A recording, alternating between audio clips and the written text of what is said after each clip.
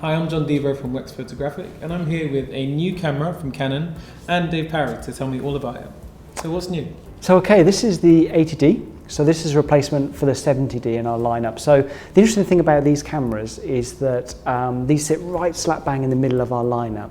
They're fantastic cameras for people stepping up from things like what we call the triple XD cameras, so like the 700D, 650D, yeah, those sorts of cameras for people who want to take their photography that bit further, looking for something a little bit more sophisticated, but don't want to go for the size and the weight of maybe something like a 7D Mark II or a 6D or something like that. These have better autofocus systems inside them, they run at faster frames a second, and they're more customizable as well, so you can fine tune it depending on what type of photography you want to do. We've got the 70D here. Yep. What are the kind of key differences between the two? Well, the main big difference I feel that's going to be of interest to most people is going to be the autofocus system. So going from a 19-point all-cross type system here to a brand new 45-point all-cross type. Now what's great about that is that if you're trying to track fast-moving subjects like a bird in flight or something like that, having these extra AF points spread out along the viewfinder means that you'll be able to follow that subject a lot better. Even if it's like your kids playing in the garden or something like that, or motor racing, you can capture these kind of images and the autofocus can track and follow your subject. And how does that AF work when you're using f8 lenses?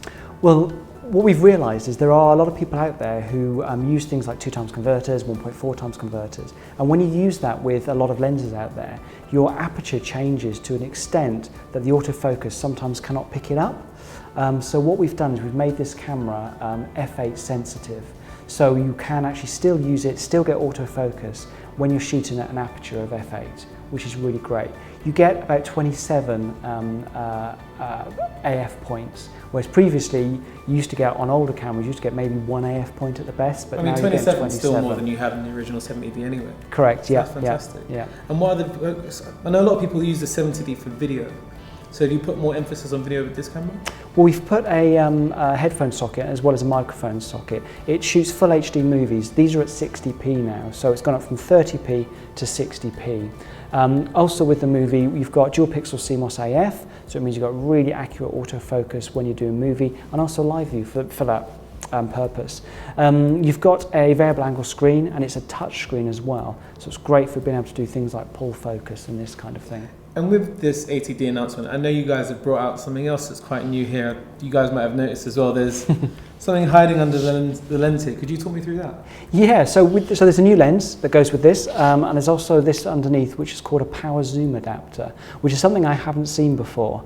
Me neither. Yeah, and so this new lens, this has a new USM motor inside it called Nano USM. And basically what this gives you really good autofocus for fast moving subjects, but also really good autofocus for movies. Now the STM that we've got, which is a different version of autofocus motor, that's really good for, IS motor. What that's really good for movie shooting, but when you're shooting fast-paced stills, it's not quite up to the standard of like a camera like this. Whereas the Nano USM will work really good with stills and really good with movies. So it's a good balance between the two. Exactly, yeah. And this is an 18-135 lens, this one is. And so how does this new adapter work? So this power zoom adapter, so this clips onto the bottom of this lens. You can use the lens without this adapter. This comes as an optional accessory if you want to purchase this. And this gives you the ability to zoom in and out by turning this switch here. So literally you can push forward to zoom in and then pull out to zoom out as well. You can vary the speed of this. Now, something we haven't mentioned is this camera now has Wi-Fi and NFC, so you can control this camera remotely. Fantastic. So you can set this up somewhere and you can retire to a distance. I always think it's great for wildlife photography and that kind of thing, because you set the camera up close to a nest or something like that, retire to a safe distance, see what the camera's seeing on your tablet and being able to take pictures. Now you can control the movie using the tablet. You can also control this zoom power adapter using the tablet as well. So you pretty much don't need to be anywhere near any of your subjects. You can sit back, have a nice deck chair set up, get all of the stuff you need from a very safe distance, like you said. Yeah, I was thinking about landscape photographers. You set the camera up and then you're waiting for the right type of sky. You can sit in your car with a cup of tea, with your tablet, leave the camera outside in the cold and wait for that right image. Fantastic. So talk to me about the new sensor and the processor that you have in this camera. So there's brand new processor and brand new sensor inside here. So the sensor is a 24 million pixel sensor, so it's gone up from 18 to 24 million pixels, and we're using our new Digit 6 processor as well. So the image quality will be improved. The ISO range has changed from before expansion, it's 100 to 16,000.